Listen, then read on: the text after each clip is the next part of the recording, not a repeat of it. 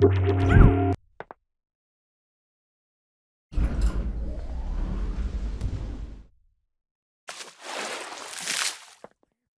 here is the occlusion node, and simply all it does is provide information on how occluded an area is. That is, what is its proximity to something else? How close is it to another piece of geometry?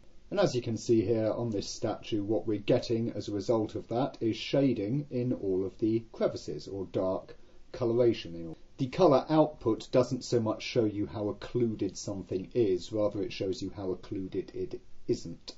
So areas here like, the belly and the face and all of that are close to nothing, they're just exposed to the environment, are rendering white, and all of the areas in the cracks and crevices are rendering black. As you see here, it's a colour output. I've just got it plugged into colour. You can, of course, use it to drive other things elsewhere in your networks. A common one might be to have it in something like glossiness, or at least not directly, but indirectly have it driving gloss. That way, when your item has specular reflection on it, then the exposed areas that you might presume get rubbed and, polished up as a result, become smoother and shinier, whilst, the recesses become somewhat rougher.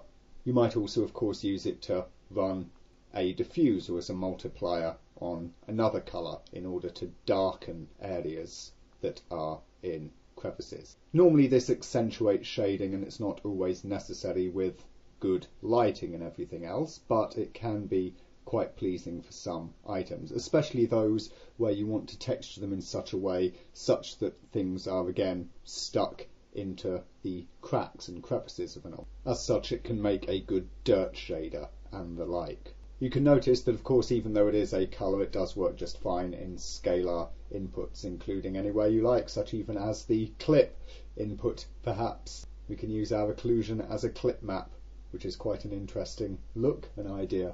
Settings to note about occlusion are pretty straightforward. You've got either an infinite or a ranged mode. In infinite, then it'll just keep tracing until it either hits something or doesn't. Obviously, things that are very far away won't give a great darkening, but they will still be seen and have some effect.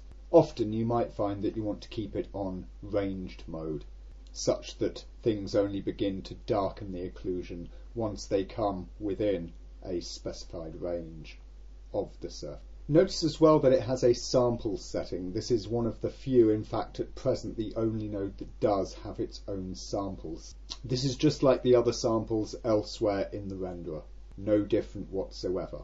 So of course, as you lower the samples you get a noisier result, and as you raise them you get a smoother one, which of course takes longer to render. And of course, just like the other samples, it is multiplied by your camera. So in this case you'll see that when you have only one camera sample and one occlusion sample, you get very noisy occlusion, but of course as we are increasing our camera samples, it is also increasing our occlusion sample. As such, you will often want to keep the occlusion samples quite low, because even at what you might take to be the minimum number of camera samples you would ever generally use to get good anti-aliasing, which is probably around 8, then you will find that 1 or perhaps 2 samples in your occlusion is almost always enough to yield a smooth, clean result. Going up to ever more and more doesn't provide an awful lot more definition in the occlusion,